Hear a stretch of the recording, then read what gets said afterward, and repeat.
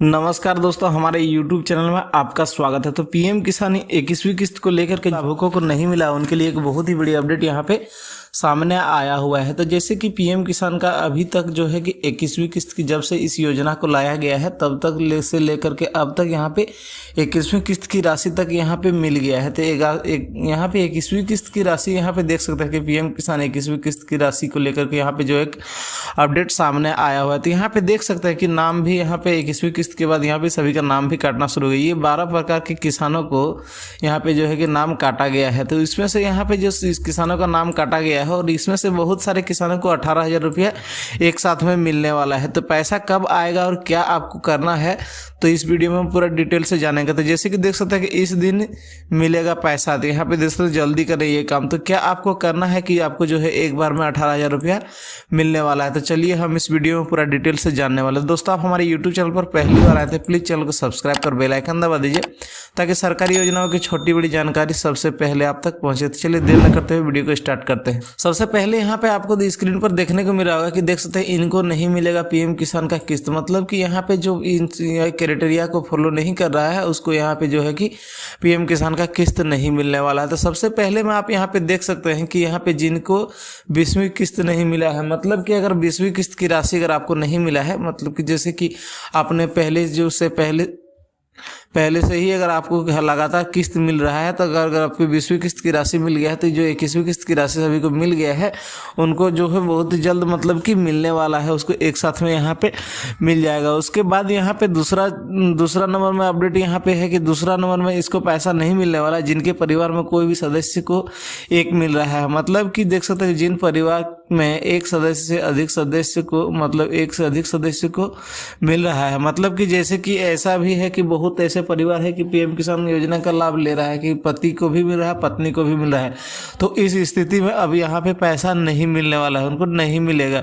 उसके बाद यहाँ पे तीसरा नंबर पर अब तीसरा नंबर में जो यहाँ पे देख सकते हैं कि जिनका जमीन 2019 का बाद का है, मतलब कि अगर आप जमीन का रजिस्ट्रेशन आप अगर लिए हैं, जमीन खरीदे हैं नया से 19 के बाद अगर आप यहाँ पे जमीन का रजिस्ट्रेशन किए हैं तो आपको जो है कि इस पीएम योजना का लाभ आपको नहीं मिलेगा, जो कि आप अपात्र लाभुक है। मतलब कि आप जो अपात्र लाभुक हैं उसको भी इस योजना का लाभ नहीं मिलने वाला। और दूसरी बात यहाँ पे मोस्ट इंपॉर्टेंट चीज़ है कि यहाँ पे जिनका EKYC बाकी है, मतलब कि अगर अभी तक आपने EKYC को कंप्लीट नहीं किया है तो आपको है जो कि यहाँ पे इस योजना का लाभ नहीं मिलने वाला। अगर पीएम किसान योजना में अगर आपको स्टेटस चेक कर लेना है, वहाँ से अगर आपका EKYC बाकी है तो आपको भी इस योजना का लाभ नहीं मिलने वाला है।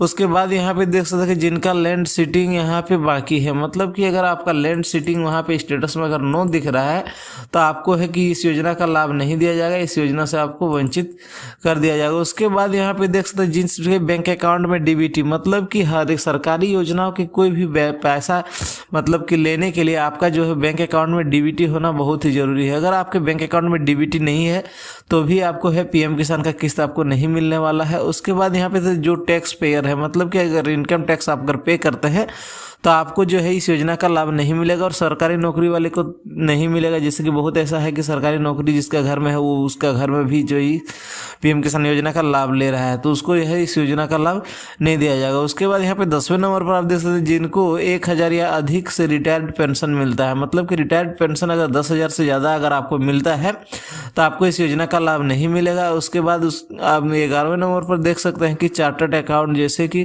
पेशेवर के परिवार, मतलब कि आप यहाँ पे अगर आप कोई बड़ा बिजनेस करते हैं तो आपको यहाँ पे इस योजना का चार्टर्ड अकाउंट मेंटेनेंस करते हैं तो आपको इस योजना का लाभ नहीं दिया जाएगा। 12वें नंबर पर देख सांसद, विधायक, मंत्री इत्यादि वर्तमान में या भूत में कोई भी अगर रहा हो तो इस योजना का लाभ उसे नहीं दिया जाएगा। तो यहाँ पे जो एक बार में 18,000 रुपया मिलने वाला है वो पैसा आपको कैसे मिलेगा, तो चलिए हम इस वीडियो में पूरा डिटेल से जानते हैं। तो जैसे कि यहाँ पे स्क्रीन पर आपको यहाँ पे देखने को मिल रहा होगा, स्क्रीन में देख पा रहे होंगे कि यहाँ पे पीएम किसान निधि का लाभार्थियों के लिए खुशखबरी, खाते में आएंगे 18,000 रुपया। तो मतलब कि ये 18,000 रुपया कब पैसा आ जाएगा सभी के बैंक अकाउंट में और कब तक आएंगे, तो चलिए हम इस वीडियो में डिटेल से जानते हैं। तो वीडियो को लास्ट तक बने रहते हैं। यहाँ पे जैसे कि स्क्रीन पर आपको देखने को मिल रहा होगा कि अगर आप किसान हैं और प्रधानमंत्री किसान सम्मान निधि योजना के तहत पहले कुछ किस्त नहीं पा सके थे, मतलब कि अगर आपका पहले से ही किस्त अगर रुका हुआ है तो अब आपके लिए बड़ी खुशखबरी है। तो सरकार ने एक बार फिर किसानों को राहत देते हुए साफ कह दिया है कि जिन लाभार्थियों को किस्त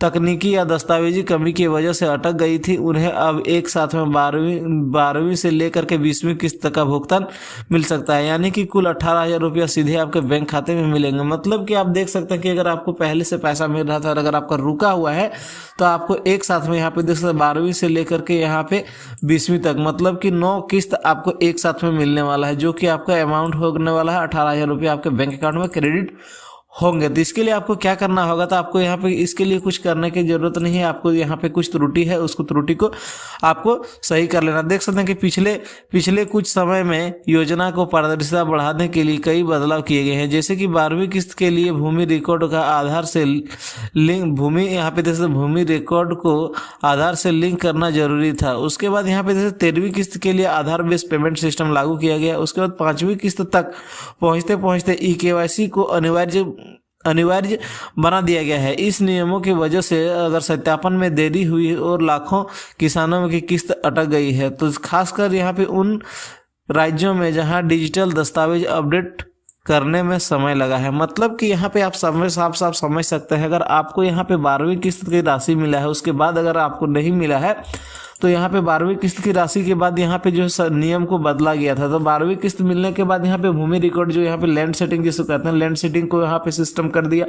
उसके बाद बहुत सारे ऐसे किसानों ने लैंड सेटिंग को यस नहीं करवाया, मतलब कि आपको उसका दस्तावेज वेरिफिकेशन जमीन का जो है वो नहीं करवाया, उसके कारण से उसका पैसा रुका। उसके बाद 13वीं किस्त की राशि में यहाँ पे जब मिला तो उसमें से आधार बेस्ड पेमेंट, मतलब कि DBT सिस्टम से यहाँ पे DBT पेमेंट यहाँ पे दिया गया था। तो जब जिस किसानों के बैंक अकाउंट में DBT नहीं था उनका पेमेंट नहीं आया। उसके बाद यहाँ पे 15वीं किस्त तक पहुँचते ही EKYC को अनिवार्य कर दिया गया, मतलब कि सभी जितने भी किसान थे सभी को यहाँ पे EKYC करना जरूरी था। तो जिन्होंने अभी तक, मतलब कि यहाँ पे आप सब समझ सकते हैं, जिनके बैंक अकाउंट में DBT नहीं था, उसके बाद यहाँ पे जो लैंड सेटिंग नहीं करवाए हैं, और उसके बाद यहाँ पे जो कि यहाँ पे EKYC नहीं करवाए हैं, उनको यहाँ पे पैसा नहीं मिला। तो उन सभी किसानों के लिए खुशखबरी है कि 12वीं से लेकर के 20वीं किस्त की राशि तक उसको एक बार में उसके बैंक अकाउंट में दिए जाएंगे। यहाँ पे 18,000 रुपये दिए जाएंगे। तो इसको आपको क्या कर लेना है, आपको लैंड सेटिंग को यस करवा लेना है, EKYC करवा लेना है, और आपको जो है कि बैंक अकाउंट में DBT करवा लेना है। उसके बाद आपको कुछ करने की जरूरत नहीं है, आपको सिर्फ इंतजार करना है। तो अभी आपको जो है कि PM किसान का